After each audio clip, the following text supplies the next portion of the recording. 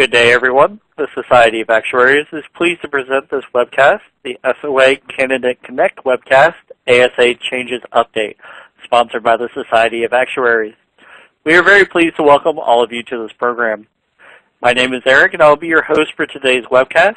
Please note that today's call is being recorded, and all participant lines will be muted during the broadcast.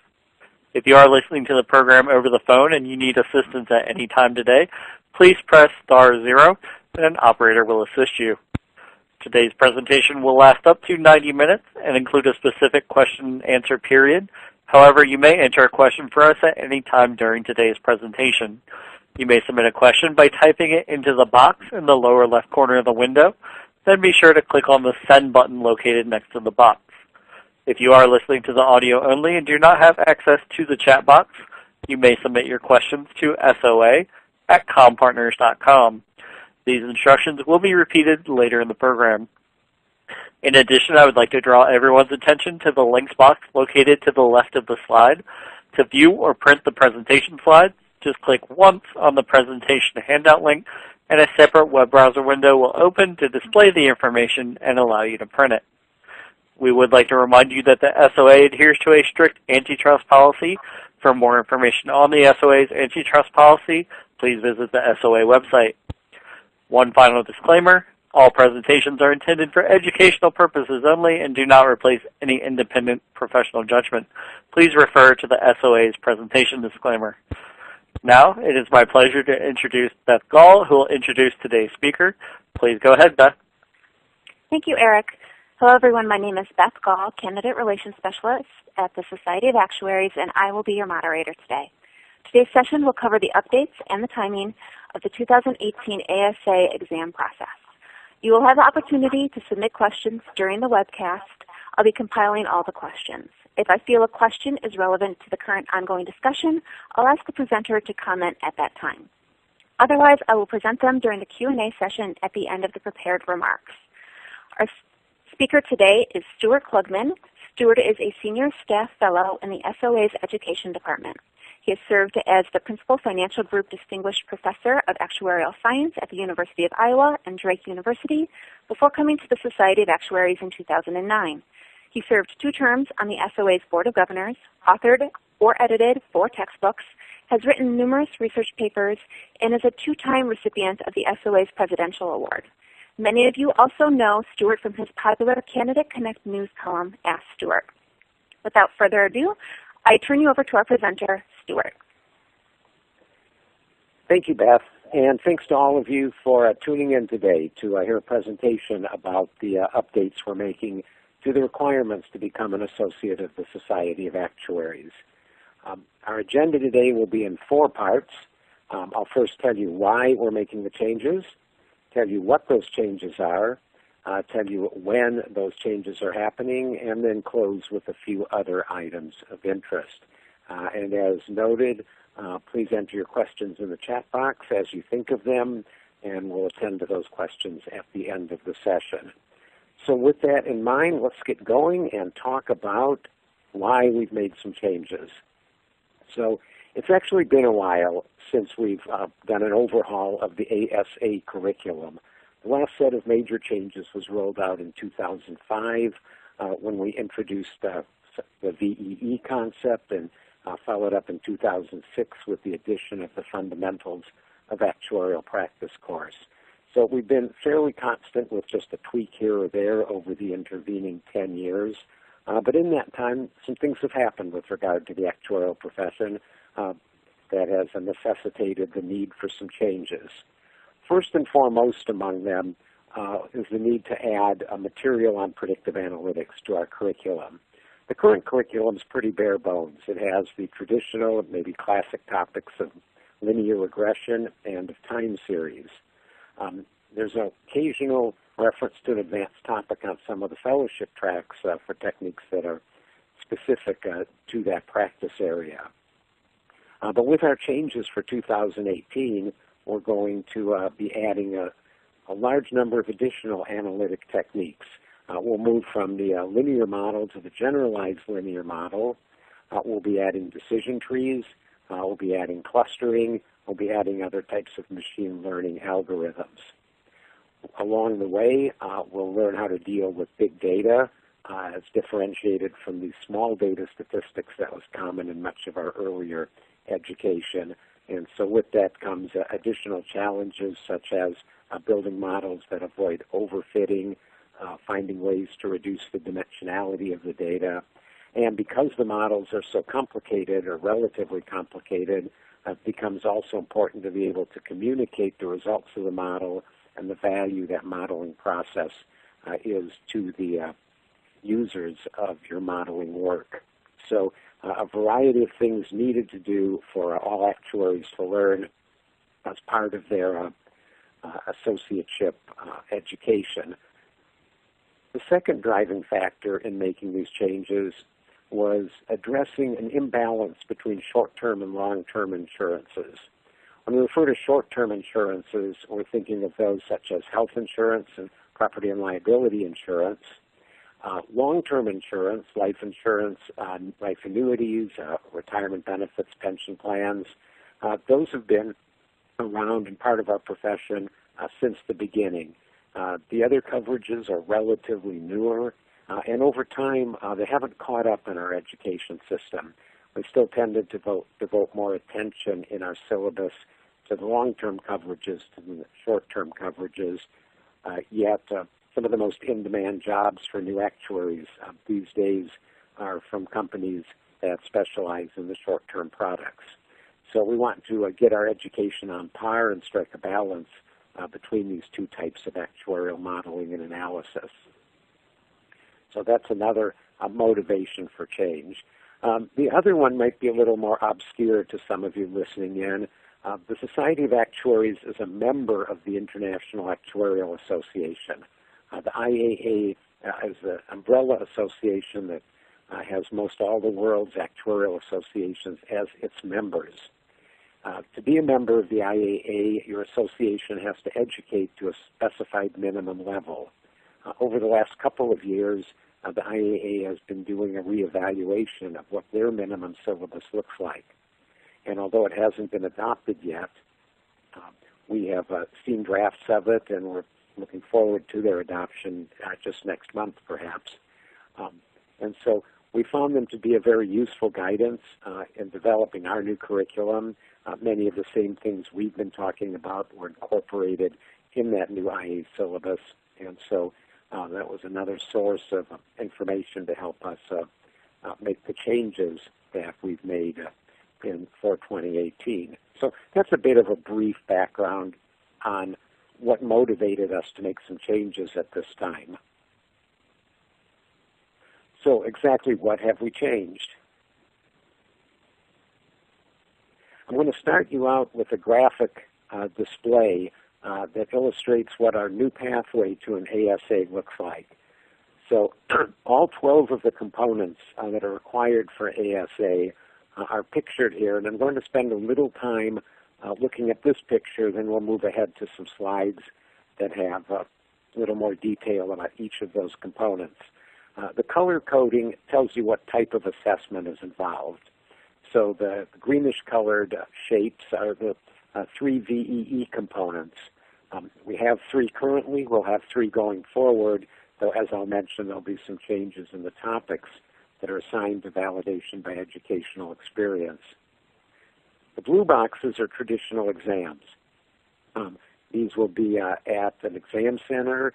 Most all of them will be computer-based tests as we've been doing right now.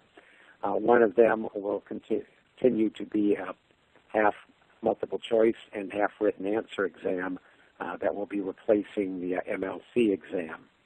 The top box is our e-learning box on fundamentals of actuarial practice. The orangish box at the bottom is something new. It's a type of assessment that we'll be introducing with our ASA changes, and that's what we're calling a proctored project. So rather than answer a handful of questions, whether multiple choice or written answer, we'll be asking candidates to complete a project and write a report on it. The last red box is our Associateship Professionalism course, the seminar that we have been and will be using to complete our ASA education. As you look at the boxes from left to right, they represent our recommended order and the flow of recommended prerequisites. For the most part, as has been the case with SOA education for a long time, we don't have formal prerequisites. For the most part, you can sign up for any component at any time you like. With these 2018 changes, we are introducing one formal prerequisite. The Statistics for Risk Modeling exam will be a formal prerequisite for the Predictive Analytics Proctored project. And so that's something new that we're doing, and I'll explain more later about why we've elected to do that for that particular component. But otherwise, you can see a progression from left to right. Things in the same column can pretty much be taken interchangeably at the same time. Things in a later column would assume that you have the knowledge, if not have passed the material from the previous column. Excuse me. So as noted, 12 components to become an ASA under the new system. As we look at the next slide, which has a mapping, there we go, has a mapping of the current requirements for ASA to those 12 new requirements. You'll see if you hadn't counted up the current system, we presently only require 10 components to get an ASA. So in order to accomplish the objectives that I mentioned previously, we had to add 2 components to the pathway. They're pretty much all devoted to the addition of predictive analytics topics. The arrows in the diagram represent the transition credit. So if you have credit for what's in the box in the left, you then will receive credit in the new system for the box on the right with the corresponding arrow. The good news from this transition plan is everything in the current system brings credit for something in the new system. So if nothing else, that should tell you that there's no reason to delay. Anything you do now will count and will continue to count as we make the transition and can be used if you wind up earning your ASA under the new program. So again, everything counts, and in fact, some things double count. You'll notice there are a couple of boxes on the left that have 2 arrows coming out of them. So if you do those boxes, you actually get transition credit for 2 items on the right. So for example, if you get the current VEE in applied statistics, you'll receive transition credit for both the VEE mathematical statistics and the Statistics for Risk Modeling exam. Similarly, if you pass exam C, Construction of Actuarial Models, near the bottom, you'll get credit for both VEE mathematical statistics and for the short-term actuarial mathematics exam.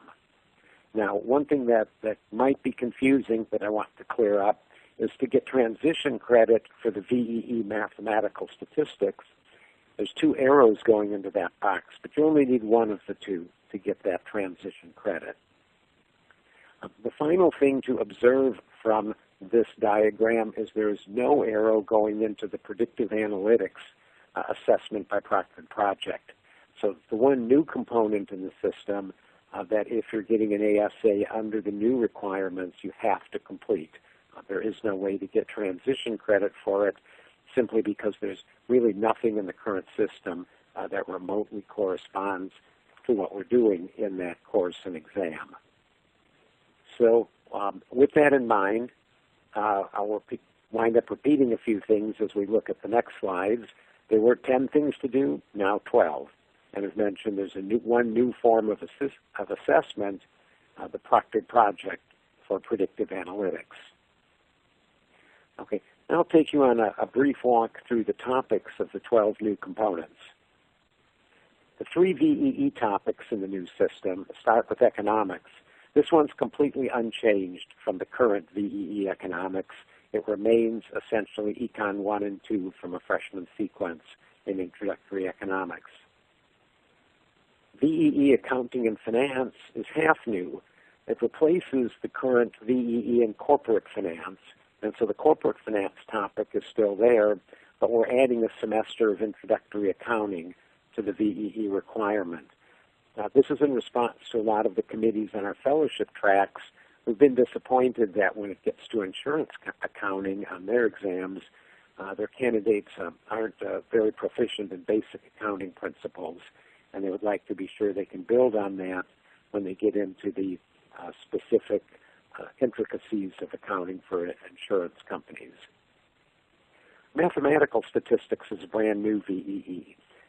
This is typically a one-semester course. In most schools, it'll be the second course right after the Introduction to Probability course that would be used for the current and future Exam P. So a lot of schools offer a two-semester sequence, often called Probability and Mathematical Statistics. We're talking about the second semester here. Much of this material was embedded in other actuarial exams, but with the emphasis on predictive analytics, we wanted to make sure, at least at the VEE level, that the basics of mathematical statistics, so estimation and hypothesis testing, would be covered as you get into the more advanced material. So those are the three VEE subjects that are part of the new system. Everything else will be formally assessed. So the first group of exams that's listed will be tested using our current computer-based testing environment. So no changes to the way these tests are administered or where you go or what they look like. The probability exam has some very minor updates to Exam P. Actually one update, one small topic's been added. The financial mathematics exam has a couple of updates to FM, but again, extremely similar to the FM that we're currently offering. The other three computer-based multiple choice tests are either brand new or getting a significant makeover. The third one will be replacing MFE. It's called Investment in Financial Markets. And so we're broadening out the coverage here. Less emphasis on derivatives, which was pretty much the sole focus of MFE. More advanced topics in corporate finance and in investment theory in general being added to this exam. So a broader basis for these topics rather than just the derivative securities material that we're currently covering. So this will give candidates a much broader scope in the area of investments and assets. It'll serve them well as they go into their fellowship exams, and it also happened to be one of those topics that received additional emphasis on that IAA syllabus that I mentioned earlier. The short-term actuarial mathematics exam will be updating Exam C. The updates here are to achieve some of that balance that we're talking about. And for those of you that have tried to compare MLC and C, they somewhat present themselves as short-term, long-term, but MLC gets into the more practical topics of pricing and reserving for long-term insurances. Exam C currently does not, but the new version will cover those topics. And then the brand new exam is Statistics for Risk Modeling. So this is where we introduce those topics I mentioned earlier that we're adding to analytics. It'll be the carryover of linear regression and time series, but addition of topics such as generalized linear models, decision trees, cluster analysis, principal components analysis. And so this will be done as a multiple choice exam to make sure that the basic concepts have been mastered. There'll be one exam that's a combination of multiple choice and written answer. That'll be the long-term exam that's replacing MLC. And at least for the time being, we didn't want to alter the format of MLC while we were making so many other changes to our curriculum. So it will continue to be administered under the same format as before, with a few topics changed to, again, be part of our short-term, long-term balance initiative. Also want to mention on the computer-based tests, many are familiar with the fact that on our current tests, you're able to get instant unofficial results when you go to the testing center. That will continue to be the case for the new PNFM. We will not be able to do that for the other three exams. When there's a significant amount of material changed or added or a brand new exam, we aren't able to calibrate it in advance to the point where we can set the pass mark before you take the exam. It's much sounder from a testing viewpoint to look at candidate performance and how those questions actually work when they're being taken by candidates. And so we will return to those exams for a period of time to taking about 8 weeks to set the pass mark and communicate the results.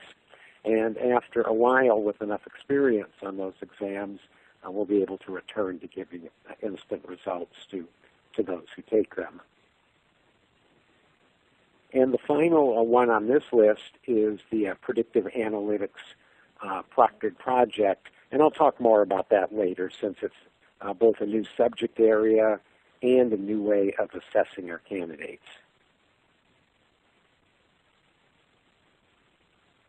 Well, and my next slide says, let's talk about that proctored project. And so we're still ironing out the details. Fortunately, we've got over a year before the first administration of the proctored project on predictive analytics, but our thinking is becoming pretty well crystallized and should be locked down, I'd say, within the next month.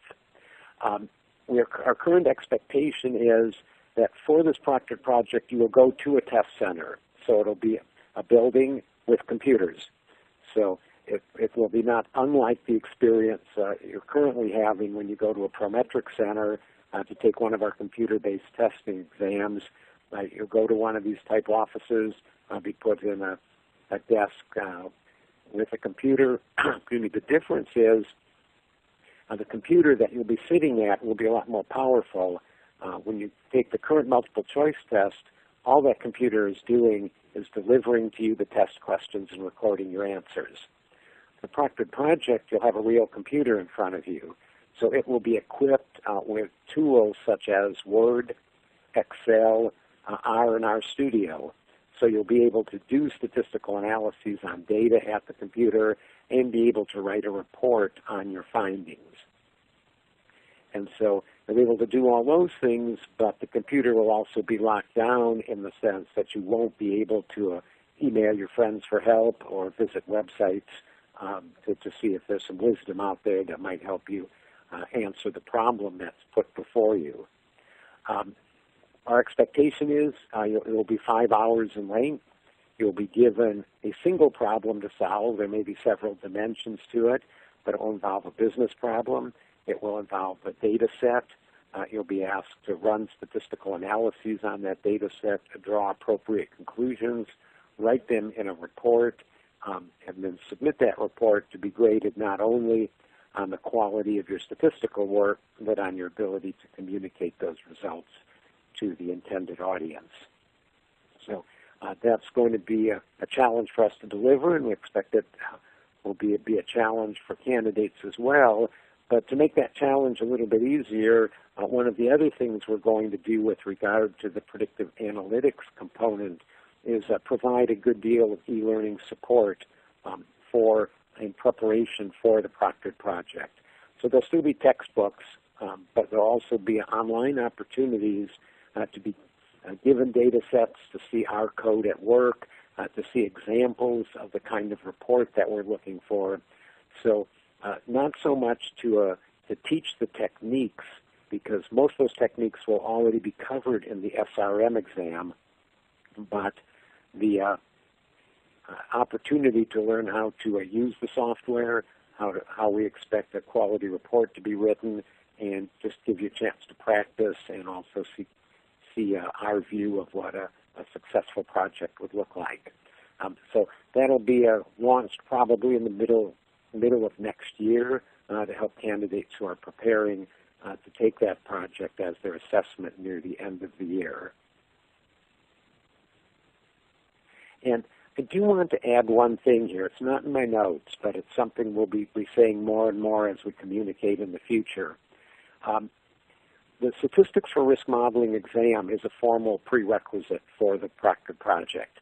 We want to make sure when people come to this project that they have already demonstrated basic knowledge in the several analytic techniques that we're covering. So by making it a formal prerequisite, we're hoping that candidates will come to the project with a good understanding and expecting a higher pass rate than we might see on some of our other exams as a result. But the reason I wanted to bring that up is, you may recall from a previous slide, you can get credit for the Statistics for Risk Modeling exam by doing some of the things in our current system. So if you do the things in the current system, get the transition credit for the Statistics for Risk Modeling exam, you will have met the prerequisite to sign up for the Predictive Analytics Proctored project. And so that will be fine from an administrative point of view, but we want to make sure all candidates are aware that the project itself will assume that you have mastered the material in the Statistics for Risk Modeling exam, not all of which would have been covered in the material that was learned in order to get transition credit for it. So there'll still be some studying to do on that prerequisite topic, even though we wouldn't be asking candidates to formally pass the Statistics for Risk Modeling exam if they're able to get transition credit for it.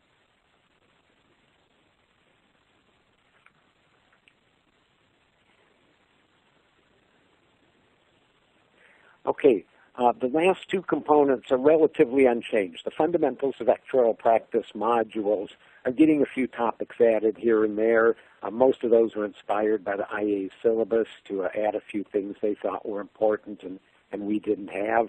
The associateship professionalism course will remain the same as it has been, coverage of standards of practice and the code of conduct as you prepare for a career as a professional actuary. I do want to point out, with regard to the APC, we've had several people ask us, will there be enough seats at Associateship Professionalism course this year and early next year, so that if that's the only thing you're missing, will you be able to get a seat and complete the requirements in time to become an ASA by the deadline? And so I do want to mention that we're planning already to add sessions, and we'll keep monitoring the demand, and we're committed to offering as many sessions and seats as necessary to get everyone who's met the requirements to attend the APC to be able to do so.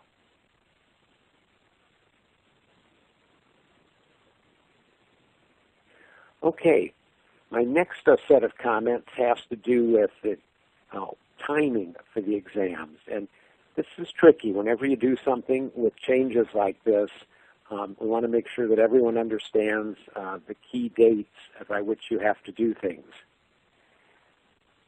The revised components go into effect July 1, 2018. That is, Exam C, any Exam C that was scheduled for 2018 would be before that date. It then converts to short-term actuarial mathematics after that date. MLC converts to long-term actuarial mathematics after that date. MFE converts to investment and financial markets after that date. So we're operating on the same testing schedule with regard to the frequency of those exams, and the first one after July 1, 2018 will bear the new name and content. However, we've made two exceptions. The new P and FM will be delayed one session. So the first new P will be in September, the first new FM in October of 2018. But recall, there's almost no changes to these exams. So from a studying perspective, there's really doesn't make any difference when we're doing the changeover because of the extremely small difference in those two exams under the new system. Now, the first bullet on my next slide is probably the most important one that we'll have up here. In order to get an ASA under the current rules, you must be an ASA by the end of June 2018. And the definition of being an ASA is that your name is on the list of ASAs that's published at the end of each month. So every month we publish a list of who's earned an ASA in that month. If you're on the June list or an earlier one, you've gotten your ASA under the new rules. If you don't complete all of the requirements to get on the list, on the June ASA list, then you'll be held to the new set of ASA requirements. Now, the next bullet may sound a little harsh, but by SOA tradition, we're actually being a little bit generous here. So suppose you complete your ASA by July 1, 2018. Your name's on the June ASA list or earlier. Then to get your fellowship, you just have to go on and do the current, whatever the current set of fellowship requirements are for you to complete in your chosen track. You might say, well, isn't that what we would always do? And the answer is no. And the reason is, to get an ASA, an FSA, the rule is you have to do everything. Excuse me again. And so because predictive analytics is a part of everything after July 1, 2018, under normal circumstances, you would have to do the predictive analytics anyway, even though you didn't need it to get your ASA. But for 4 years, you get an opportunity to not have to take the predictive analytics exam and pass it to get your FSA.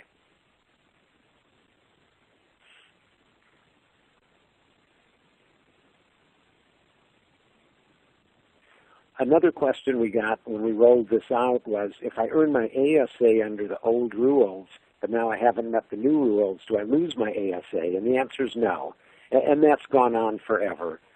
If whatever rules an individual gets an ASA under, whether it was this year or 50 years ago, they continue to be an ASA regardless of whether or not the rules for becoming an ASA change over time.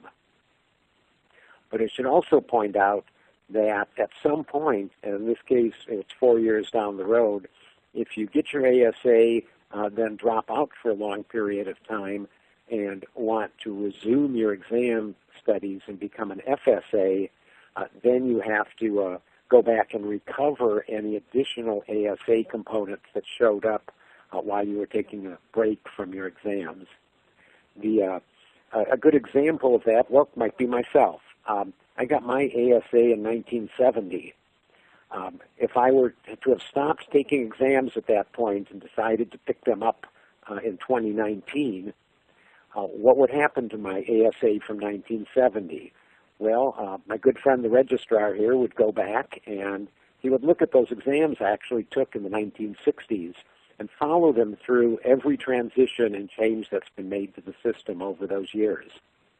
He would tell me that I now, in this new system, would actually have credit for everything except FAP and the new predictive analytics exam. And so even though I have an ASA and predictive analytics and FAP are ASA requirements, if I now want to go on and get an FSA, I would have to take those two components along with whatever is required for an FSA today.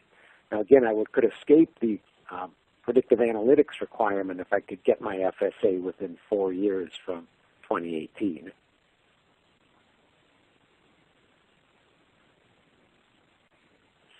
I've also mentioned that we have a recommended order, but we have no formal prerequisites for the most part.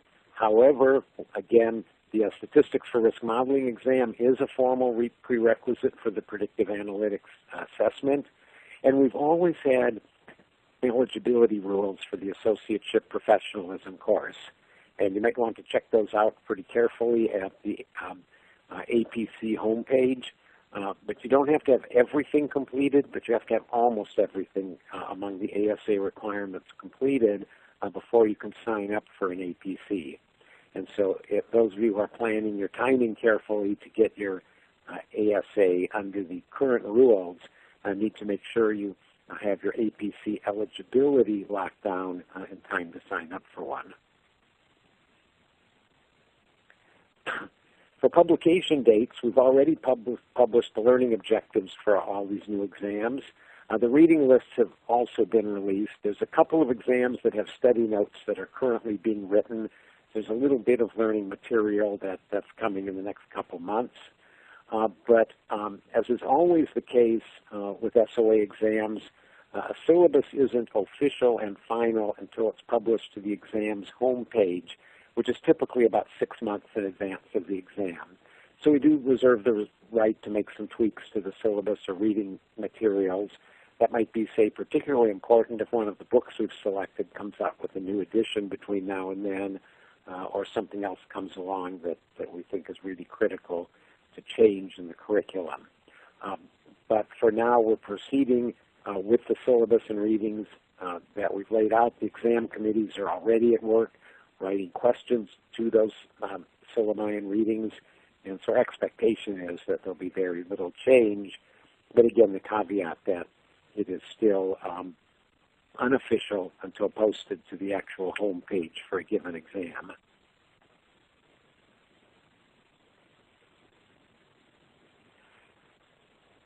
And you'll see these dates on the screen here. They're also on our website. Remember, to become an ASA under the old rules by July 1, 2018, you have to complete everything so you can get on the June list. Now, completing everything means not only taking the exam or assessment or VE course, but actually receiving credit for it. And remember, even though you get instant results, even though you get instant results for these exams, we know those instant results are not official, not until Prometric has completed their audit to make sure that everything worked properly and the computers delivered accurate results to the candidates. So that's typically about 8 weeks. And so therefore, the last exam P that you could take that would have a grade in hand and time to get you on the June ASA list would be the March exam P. The May exam P is too late. By the time the results are official, it would be too late to get on the ASA list. The last chance to take exam FM and apply it would be April 2018. MFE March 2018. MLC fall of 2017. I'll come back to that one in a moment. And exam C in February of 2018. Exam MLC, because it's only given twice a year and the late administration of the first one in 2018, the last chance to have MLC be applied to an old rules ASA is the fall 2017 administration, which of course is coming up pretty soon. And I should point out that the registration deadline for that exam is September 25th. So if you want to get an old rules ASA, one of the components is MLC. You have to pass it this fall, and to take it this fall, you need to register by September 25th. Now that leads to a question that we have gotten quite a few times. So what if I take that May exam P or that exam C in June? It's before the deadline, but it appears that I can't use it. Well, you can't use it to get an old rules ASA, but you can still use it to get conversion and transfer credits to the corresponding new exam. So if you take exam C in June of 2018 and pass it, that will give you credit for the short-term actuarial mathematics exam. It'll just mean that when you get that credit, you'll also now be held to all the new rules for getting an ASA. But those late administrations in the first half of 2018 still count. They just are too late to get you an ASA by the deadline for using the old rules. You also see there's VE submission date. So course approval form, if a course isn't in our VEE directory and you want it to be in the directory, that has to be in by February 16. If you actually want to submit credit for a course, then that deadline is April 27th. Now, again, VE is a little bit unusual. As you may know, you can submit your request to get VEE credit well after you take the course. There's no time limit at all. So, again, I could take my accounting course now under the new rules that I took in 1968, and if it met the rules, I could submit for VEE credit. Again, that's fine, and you can submit old VEE requirements and get transition credit for them. Again, you'll still be under the new rules because you might be making your request for VE credit, and the transferring of that credit will be after July 1, 2018. But you can still use an old VEE to apply to a transition to a new VEE requirement. Again, same for FAP if that's one of the last things you're doing and you want it to be graded and done. So we know that grading for FAP isn't on as firm a schedule as it is for our regular exams where we actually know well ahead of time how long it takes to grade them. FAP grading period sometimes depends on just how many people are submitting their assessments. However, we will guarantee this time that if your FAP assessment is submitted by March 30th of 2018, it will get graded in time to get you on the pass list if that's to make the June ASA list if you've got all the other requirements completed. Again, associateship professionalism course would need to be completed in May so that we can apply the results to the June list.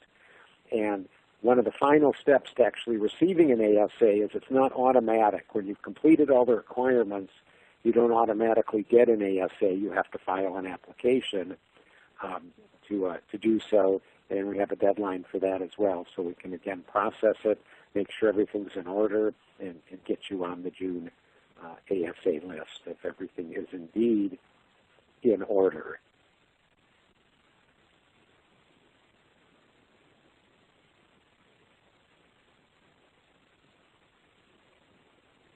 Okay, want to re-emphasize some of the things I've been talking about with some examples. Again,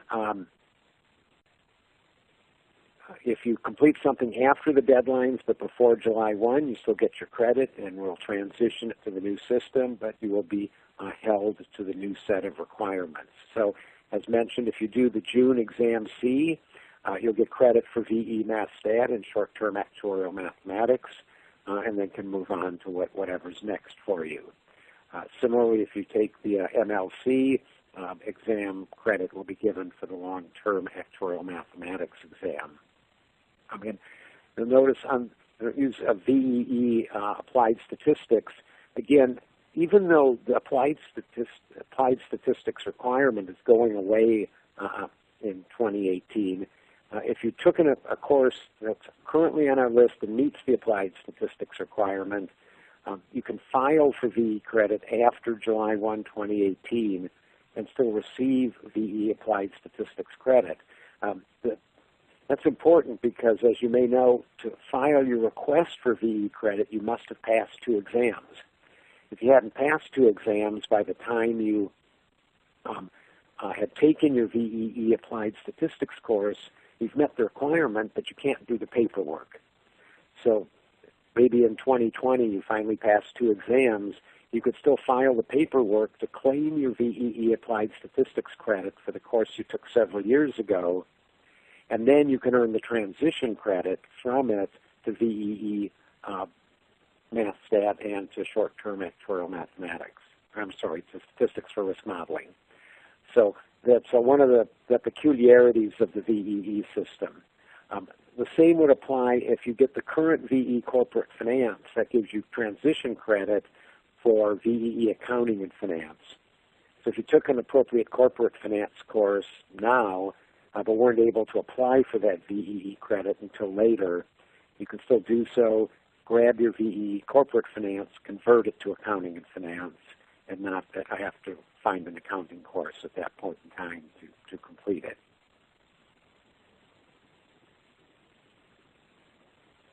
And this is my last slide. And before we start taking some questions, it's just a screenshot of where we have keep all the information.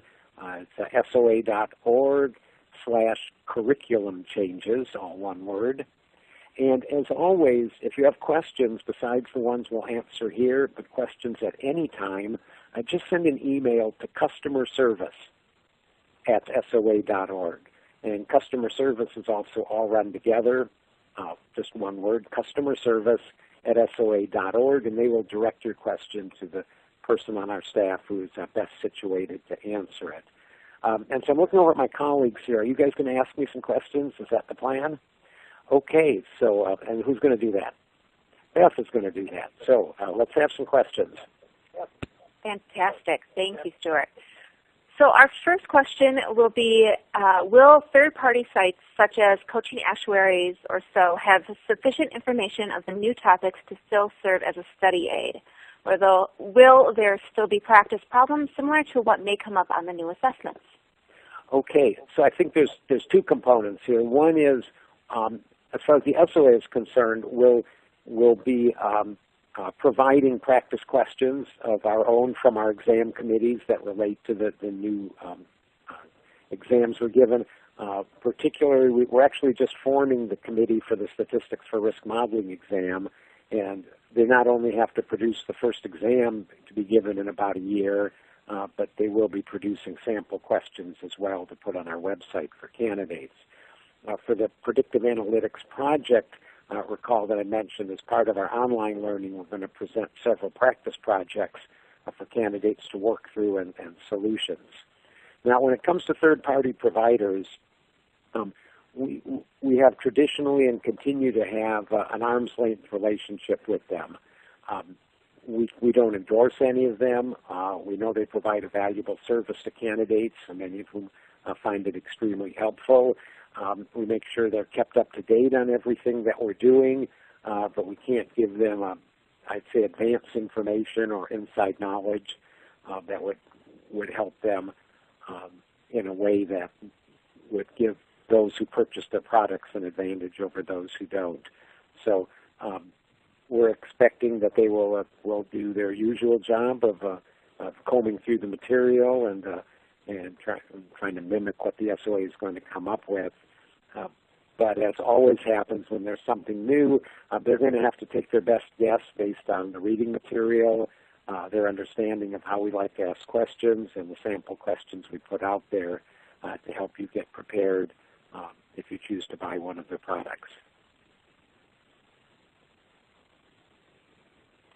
Great, thank you so much. The next question is about the proctored project. How often will it be offered? How does the 5 hours for this requirement compare to the 5-hour essay exam in terms of difficulty?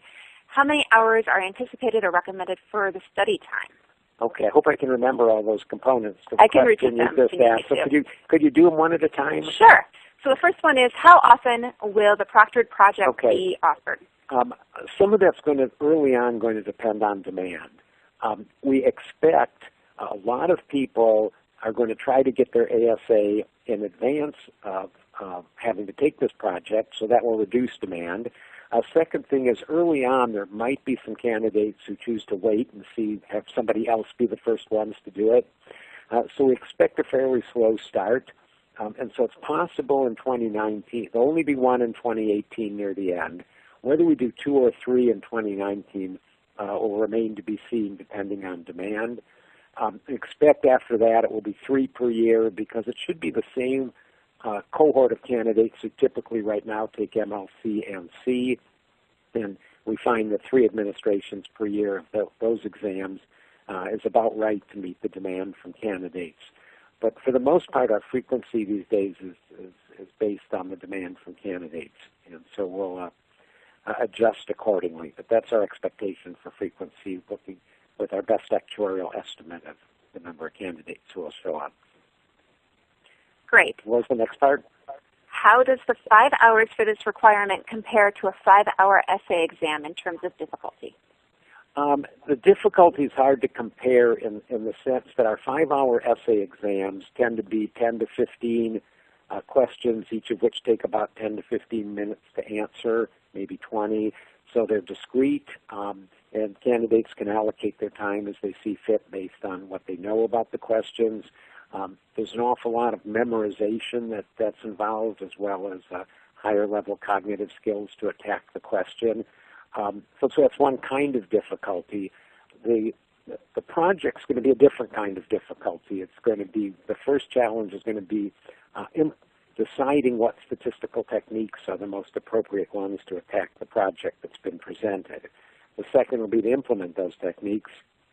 And the third will be to write up the results in a way that convinces the graders that you knew what you were doing. Another thing that's different in a project environment is we're less interested in the answer than how you got there. For the most part, in an essay exam, while there can be variance on the answer, there's typically clearly correct ways to do things and not so correct ways to do things. When it comes to building a model to solve a business problem, there'll be lots of options that a candidate might choose from, all of which could earn a passing grade. And the key is going to be to demonstrate that they made intelligent choices and defended them well, and that the results were reasonable. and so a different kind of intellectual problem as well. So it's going to be tough to compare that from a difficulty standpoint, just because I think there'll be some different skills that will be brought to bear on the two types of exam. And there's a third part. I think there's a third question. There's actually two more parts. Okay. So the next one, is there going to be a break during the 5 hours for the project? Unfortunately, as of today, we don't have a contract signed with the vendor that's going to be doing this, but because we're also positive it's going to be signed, we've been talking to our vendor, and that's one of the things we've been discussing. So again, this is current thinking. None of it can be locked down until we've got a signed contract, because partly if we, for some reason, wind up having to pick a different vendor, they might have a different way of doing things, and what we're planning with this group that we're hoping to work with isn't feasible. The notion here is that there will be a break with the clock turned off that you can take for up to 15 minutes, but it won't be a scheduled break. So you're allowed at your own convenience to take a break if you're so inclined for up to 15 minutes and go back and return. But if you just want to keep working, you can do that too, because the clock will stop during that break period. So that's what we're thinking about, but again, none of that's for sure until we get all the specs lined up. But it's one of the things we've been wondering about, because if there's only one question that you can work on, you can't have a break where you can go out and phone your friends and try to get some advice on how to come back and continue your work. So it'll be a supervised break, but a chance to get a snack, if you like, in the middle, and just to clear your head before you go back and attack it some more without the clock running. Okay, great. And the last part of the question is, how many hours are anticipated or recommended for study time of the project? It'll probably actually be less. So again, I'm assuming this is a person who's either passed the statistics for risk modeling exam or who had transition credit but has studied that material. So I'm not counting that time. The techniques that we're using on the project are the same ones. So if you've got a thorough grounding in those, it's going to be a lot more about learning your skills at R&R Studio to implement them, learning about report writing, and learning maybe some more about some of the other topics we'll be talking about are data visualization, so making pictures that display what you do to include in your report, and maybe a little bit more about what's sometimes called feature selection, how to pick variables or create new variables. And because of the online support, I'm thinking this will actually be less actual time than you would, say, for the hundreds of hours you might put in for a traditional 5-hour fellowship exam. So I wouldn't think it would be the 450, 500 hours that candidates often put in for a 5-hour fellowship exam would be needed here. But, you know, a lot of it's going to depend on how much you know coming into when you actually start specifically studying to attempt this project. Great. The next question is, for the transition credits, is it a pass-fail, or is there going to be a score? For the transition credits. I'm sorry, I'm not really sure what that question means, because our exams are pass-fail. So if you have credit, you have credit. So that there's no, either you've got it or you don't. Perfect. The next question is, what would happen to the CERA requirement? Is there going to be a change associated with that? Yeah. So, and I don't have these memorized, although someone's just put a CERA diagram up in front of me. So obviously we had to change the CERA requirements because they relate very strongly to the ones for the ASA. And so the one thing that's going to continue is the current CERA, we take a few things out of the current ASA, and the replacement is the ERM module and the ERM exam. So we're continuing that philosophy that there'll be some things that we're taking out of the new ASA and replacing them with the existing and unchanging ERM module and exam. And now I've got to see if I can remember what things we took out. The 3 VEEs are still there. Exam P and FM are still there. IFM, investment financial markets, short term. So the 2 things that are missing are the long-term actuarial mathematics. So, and that's true today. MLC is not required for the CERA. And the other one that's actually missing here is the Predictive Analytics Proctored Project. So those are the 2 elements of the new ASA that aren't required to get a CERA. We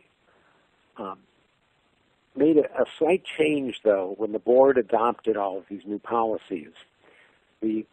Under the current situation, if you get a CERA, say without MLC, you still get an ASA. It becomes an alternative way to get an ASA. Now, to go on to FSA, you still have to fill in every missing requirement. With this new CERA, the board said, yeah, that's fine. What I've just described gives you a CERA, meets the expectations of the CERA Global Association, which governs this credential. However, we've made a commitment to predictive analytics. And a part of our commitment is that everyone who's an ASA under this new system has demonstrated a high level of proficiency at predictive analytics.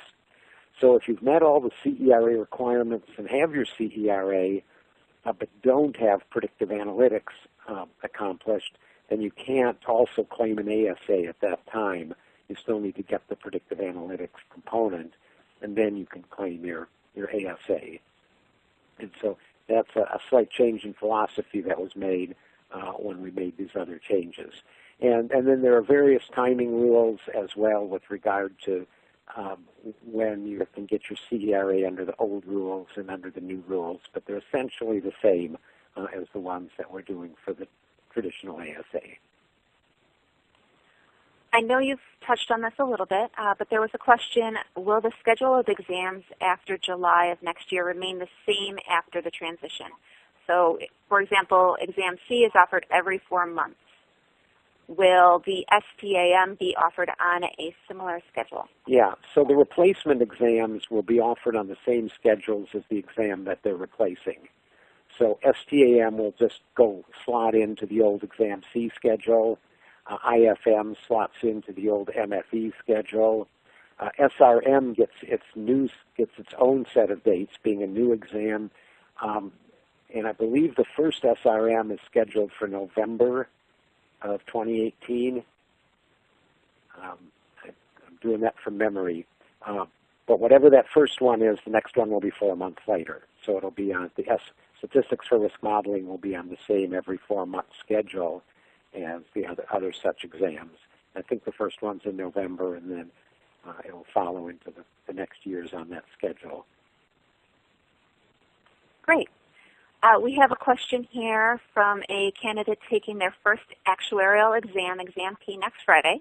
They were wondering if it would be smart for them to take a VEE-approved course for applied statistics before the July 1st date in order to get 2 future credits for the price of 1. He's saying he wouldn't be able to apply it to his account until after he passed FM, but is he understanding that transfer correctly? Yeah, so the question is, so one is the mechanics are absolutely right. So you could get the VE applied statistics even if you can't claim the credit right away because you need those 2 exams passed. You can still claim it, still get the transfer credit. Now, I want to repeat something I'd mentioned previously.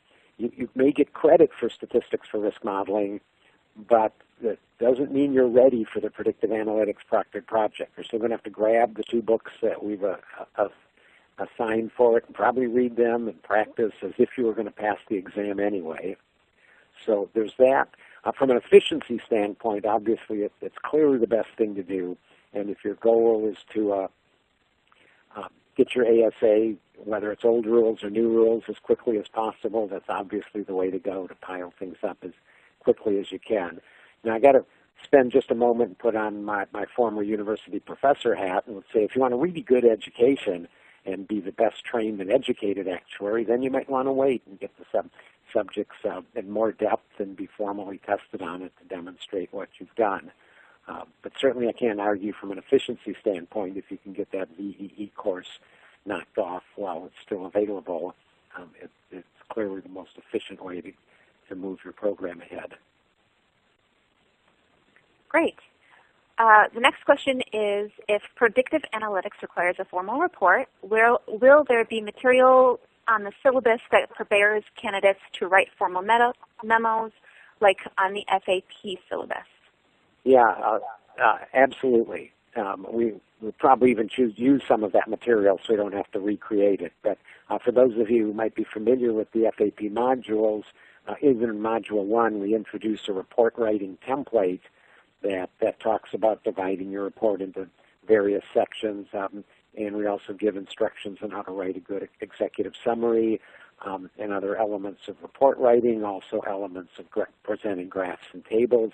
We will provide that same instruction for the predictive analytics project, so both instruction in it and examples, so candidates will see what we think a good report looks like. Okay, this is also related to that. Is the material for exam PA being developed from within the actuarial profession or from elsewhere in the business world? And then who will be grading the projects? Okay, so the materials will be developed by people who know what they're doing, and let me try to explain that. And the reason is the phrase used was within the actuarial profession. And what's most likely to happen is we will be within the profession in the sense of using either paid or volunteer help from firms that are actuarial in nature. But one of the things we've discovered as we've embarked on this journey is a lot of the actuarial firms and companies don't just employ actuaries to do this, but are hiring data scientists as well. And so there's a community of folks out there who are very familiar with actuarial applications of these techniques, but aren't credentialed actuaries. So we're going to call on that kind of expertise to do this, to create the materials. The textbooks that we've selected for the SRM exam, if you've looked at those, one of them is written by an actuary, a professor at the University of Wisconsin, but the other one is probably the leading machine learning textbook that people are using these days, and it's just written by people who we would now call data scientists. Some of them are about as old as me, and they would probably just call themselves statisticians instead. And so when we talk about using more generic books, that's really is a generic text. The examples that we'll use as we give students guidance will be actuarial tilted. It's one of the reasons we're going to be recommending that the PA exam assessment be taken late so that we can give some actuarial context in the hope that those who are taking it will have some practical actuarial experience, maybe even have been through the FAP modules, even though it won't be a formal prerequisite, but we can bring some of that to bear on solving the problems. But we won't, I should add, we're not going to go deeply into what an advanced actuarial practitioner could bring to an analytics problem. So we would still expect that the basics of it will be pretty understandable.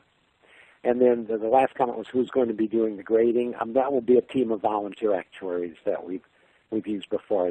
We're working with a lot of folks who have terrific backgrounds in analytics who will have no problem being able to judge the work of their candidates. The next question is for Exam C that is turning into the short-term actuarial mathematics exam. Is material only being added, or is there anything that is going to be taken off as well? Yeah, so there's a couple of things that are coming off. One is, I'd mentioned before that some of the math stat material wasn't covered as a VEE or an exam because it was embedded elsewhere. So there's some math stat in Exam C that will now be covered in the VEE math stat, so we can cut that out. There'll still be some math stat sort of material in Exam C, but it's the part that you don't find in the typical college course that's fairly unique to actuarial practice, such as writing maximum likelihood equations in the presence of deductibles and limits. but the basic stuff will not be there. Secondly, Exam C has some statistical methods that are essentially more related to estimating survival curves. So those of you familiar with it, I'm talking about the Kaplan-Meier method, Nelson-Allen method, and some of those. They're actually going to move to the long-term exam because it's actuaries in those areas that make more use of those methods. So we're moving that material over to a different exam, and those are the two things that are opening up some space in particular for this basic pricing and reserving of short-term insurances. The next question is, will there be a specific set of allowed R packages when writing the new predictive analytic project? If so, will they be included in the syllabus ahead of time? Yeah, so absolutely. And again, some of this is going to depend on our vendors' capability and how they're going to go about putting R and R Studio on those computers. But again, what we've done with them is said our preferred environment is we will give you a list of, say, 20 packages, and I just made that number up. But these 20 packages need to be on each and every one of your computers when the candidates show up, and then we would give candidates plenty of advance notice as to which packages those we've selected so that they could practice with them. The only thing we have to think about is, do we want a large set of practices that therefore packages that clearly won't give away what the project might be about, or have a smaller group, but that may give candidates some idea of what they might be actually being asked to do. So we're still thinking through some of those issues, but absolutely our vendor, whoever it is, will need to know what packages to put on those computers before you show up to do this. They're going to need plenty of lead time to make sure everything can be set up properly, and we'll, of course, give candidates plenty of lead time to be able to practice with them. It's also the case that within at least the help system within R&R Studio would still be available, the help screens. So if you ask for help on a package, at least the definitions and what all the variables and inputs mean would still be accessible. Great. The next question is, will you still receive credit from the IFOA exam? Yeah, one of the challenges there is they're changing up their exams too, we hear. So we'll be coordinating with that. But every time we have every intention of continuing that policy.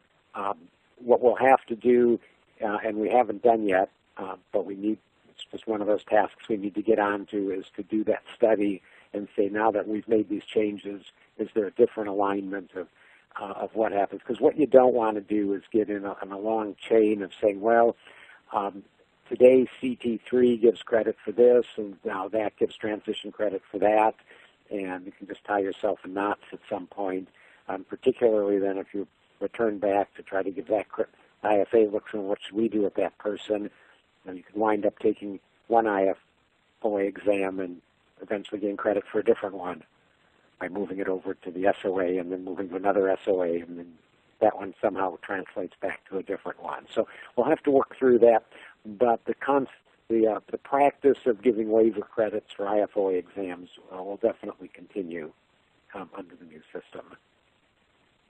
Okay, we're going to shift over to VEE. I've got a few VEE questions coming in. The first one says, online it says that corporate finance VEE is eligible to receive credit through 2018 with the new accounting and finance VEE beginning in 2019. Is that still true? Okay, I didn't quite catch those dates, and I'm hoping one of my assistants here, because this is one of the tricky things. So I'm going to actually read the question online.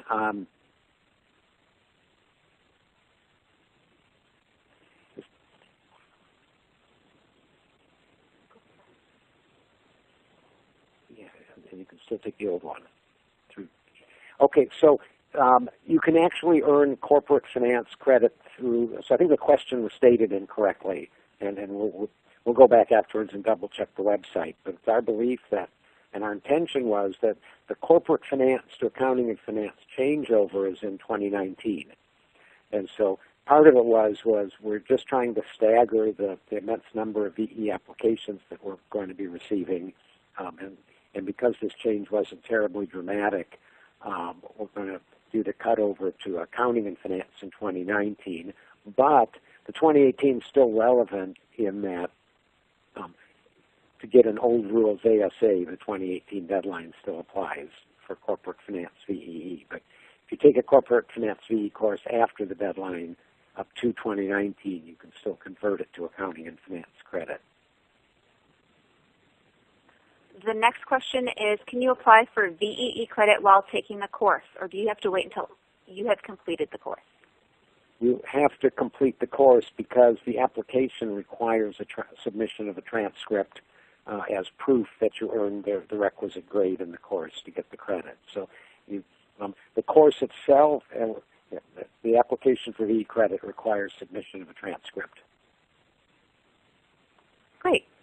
The next question is, someone mentioned that they aren't really clear about the why of adding accounting to the new path. Can you elaborate on the thought process there? For accounting? Yeah, so the main reason is we were getting feedback from our fellowship exam curriculum committees and the exam committees that when they ask their candidates to learn about insurance accounting and the peculiarities of it, and if you're not familiar with insurance accounting, it does have some twists and turns that make it different from how you do accounting for other kinds of businesses.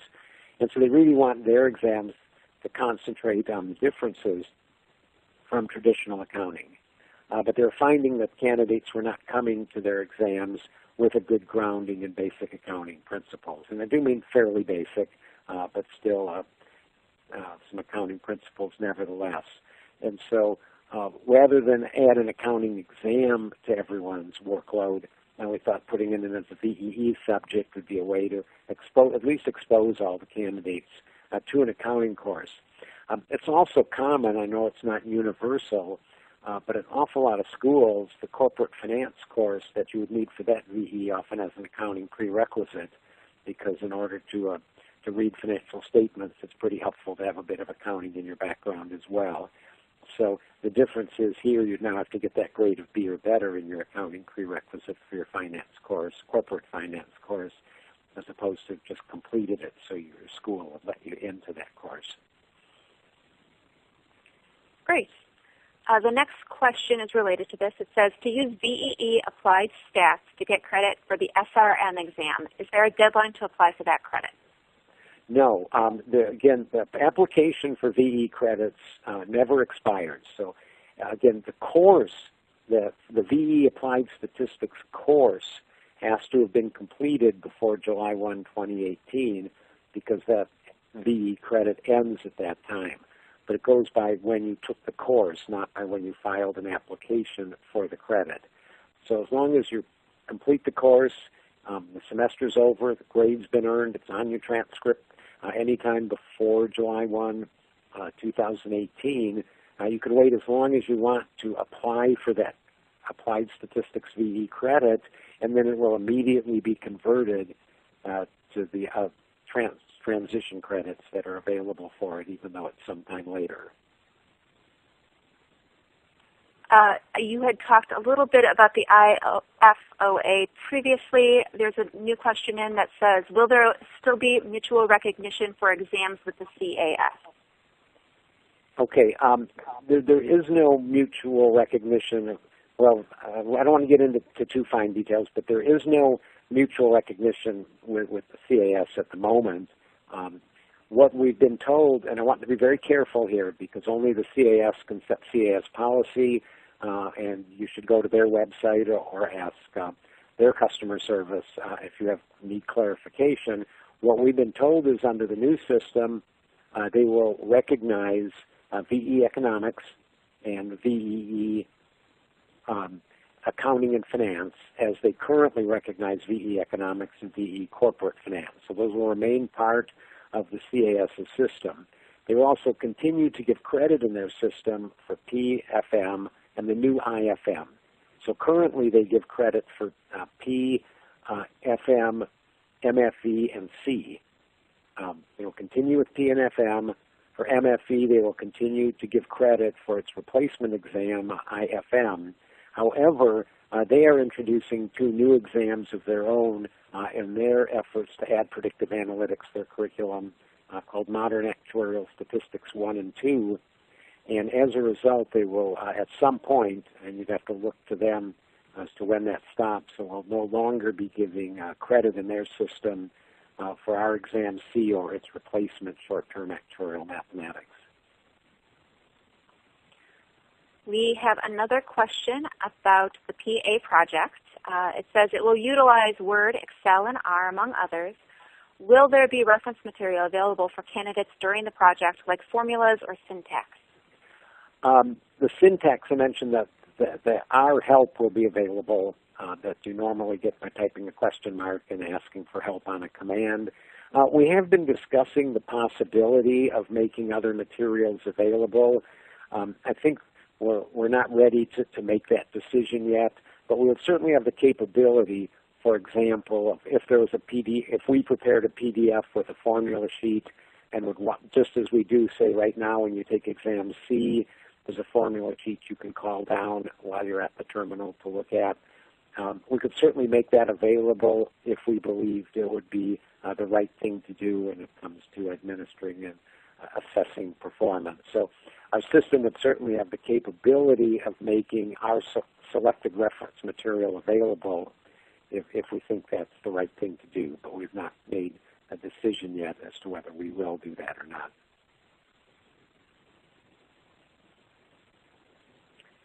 I think that's it for questions. Okay. If anybody has any additional questions, please feel free to submit them to us. There is also the website available that will have a lot of details on the deadlines and timing for people who might be interested.